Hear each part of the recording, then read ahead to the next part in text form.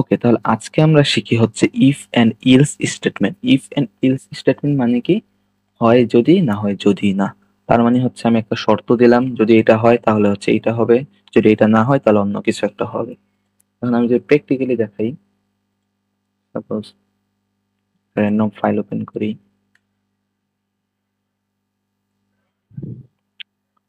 Wait, ওকে, আমার C প্রোগ্রামের basic code hashtag include stdio.h। এখানে কিন্তু আমরা বুলিয়ান অপারেটর ইউজ করব না, দ্যাটস ওয়াই শুধু stdio পর্যন্ত সীমাবদ্ধ থাকি।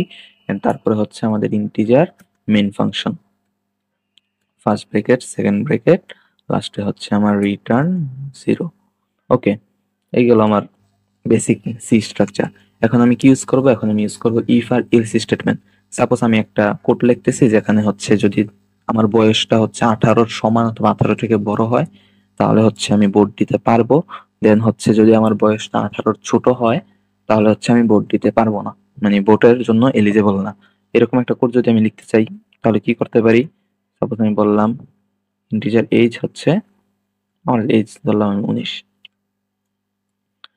ওকে, দেন আমি বললাম ইফ, একটা শর্ত দিলাম। ইফ এবং ইলস এর ইয়ার মধ্যে হচ্ছে আমরা ইলস এর শর্ত দিতে পারি না, তবে ইফ এর মধ্যে আমরা শর্ত দেই। এই শর্ত কিভাবে দিই? আমরা ফার্স্ট ব্র্যাকেট দেই, ফার্স্ট ব্র্যাকেটের ভিতরে আমরা শর্তটা লিখি। শর্তটা কি? যদি এইজ এর থেকে কত থেকে বড় অথবা সমান হয়, 18 সমান অথবা 18 থেকে বড় হয় তাহলে হচ্ছে আমার আমার আউটপুট হিসেবে প্রিন্ট করবে হচ্ছে you are eligible to vote.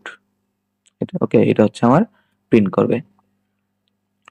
যদি আমি 18 সমান অথবা 18 থেকে ছোট, মানে 18 সমান অথবা 18 থেকে বড় না হই, তখন কি করবে? তখন আমার চলে যাবে ইলস স্টেটমেন্টের কাছে। ইলস স্টেটমেন্টের কাছে যাওয়ার পর সে বলবে you are not eligible to vote. Okay, তো এখানে আমি কি করলাম? আমি শুরুতে বেসিক স্ট্রাকচার লিখলাম, hashtag include std integer main return 0 দিয়ে। ওকে, তারপরে আমি হচ্ছে একটা ইন্টিজারের ভ্যালু হিসেবে আমার এজটা দিলাম। এজটা কখনো দশমিকের মান হইতে পারে না, দ্যাটস ওয়াই আমি এখানে ইন্টিজার ভ্যালু নিলাম এবং এজটা দিলাম সাপোজ 19 দিলাম।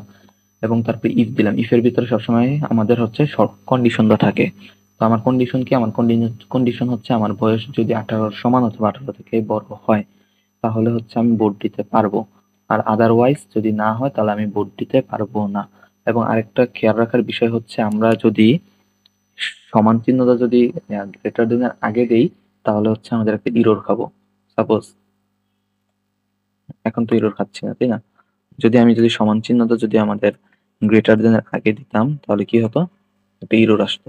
তার মানে আমরা সমান চিহ্ন গ্রেটার দেন অথবা লেস দেন এর আগে দিতে পারি না, সমান চিহ্ন সবসময় পরে বসে।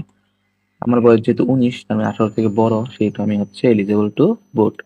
আমার বয়স যদি আমি দিই 18, তারপরেও কিন্তু আমি এলিজিবল টু ভোট, বিকজ আমার বয়সটা হচ্ছে 18-র সমান। ওকে, কিন্তু আমি যদি 18 বয়স দিই 17, 18 থেকে ছোট, তার মানে আমার ইফ স্টেটমেন্টের সাথে সে মিলে না বা সিমিলার না, দেন আমার কি করবে? আমার হচ্ছে ইলস স্টেটমেন্টের কাছে চলে যাবে। ইলস স্টেটমেন্টের কাছে গিয়ে কি বলবে? You are not eligible to vote. Okay, তার মানে আমাদের ইফ ইলস স্টেটমেন্টের কাজ কি? হয় এটা হলে এটা হবে, না হয় অন্য কিছু একটা হবে। তার মানে দুইটা কন্ডিশন থাকে, যদি হয় তাহলে ইফ এর কাছে থাকবে, যদি না হয় তাহলে ইলস এর কাছে চলে যাবে। এটাই হচ্ছে ইফ এন্ড ইলস স্টেটমেন্টের কাজ।